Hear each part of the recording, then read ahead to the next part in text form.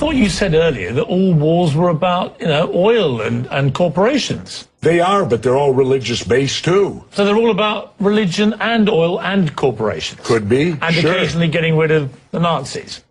Yeah. So my point is, well, the Nazis can be over many things. The Nazis was religious too. Look what they did to the Jews. So that brought religion in. Vietnam was religious because Diem, our puppet president, and our country brought 100 Christian Vietnamese down to the south to be the government. Well, the southern Vietnamese didn't like these religious characters from up north, so they then became the Viet Cong.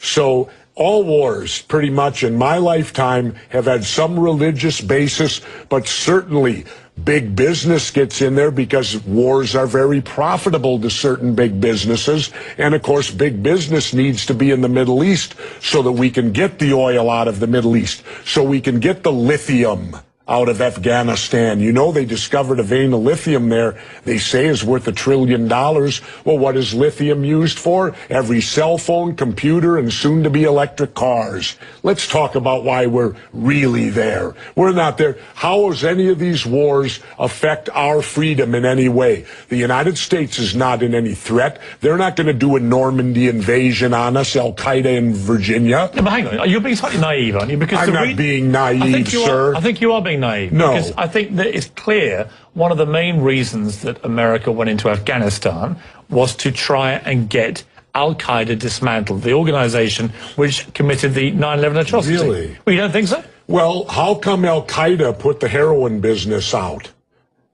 They took all the poppy growers and stopped the production of heroin. What would you have done? Wait, now how much of that illegal heroin was propping up the international banks with laundered money, and when it dried up, the first recession happened? Well, now that we're back in there, we aligned with the poppy growers, and the heroin business is back up full swing again. I thought we fight a war on drugs here. All right, Jesse, we're not. What would you have done on September the 12th, 2001? What would you have done if you'd been president? What would I have done? Yeah. I would have done a legitimate investigation to find out what exactly happened on 9/11.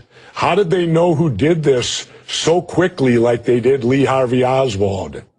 How quick they knew Lee Harvey Oswald killed Kennedy. Because the people who did it were identified and we knew who they were. Well, then why couldn't we have stopped them beforehand if they were identified and we knew who they were? It was a failure of intelligence. Everyone's accepted No, it that. wasn't. We knew before with Condoleezza Rice's memo on August 6th when it stated right in the memo, bin Laden to steal planes and run them into buildings. And more stuff is coming out now also, how much the Bush administration ignored the intelligence. It was almost like they ignored it because they wanted it to happen. Oh, come off it, Jesse. No, not oh, come off it. Wait a minute. Every war fought starts with a false flag operation. You can't, in all seriousness, sit there and try and make out anybody. Okay, let me ask you this, Piers. Wait a minute. Let me ask you something. How much studying have you actually done of 9/11 other than what the government's told you and what mainstream media has told you? I've been studying it 4 years. I was editor of a national newspaper. I've talked to people. Wait a minute. Depth every day for 5-6 months. Really? So I know a lot about it. Well, one then thing I do know is, let me ask you this then. You cannot say that any member of the Bush administration knew it was going to happen or wanted it to happen. It's a ridiculous thing to say. Ridiculous. Okay, let's talk about your BBC.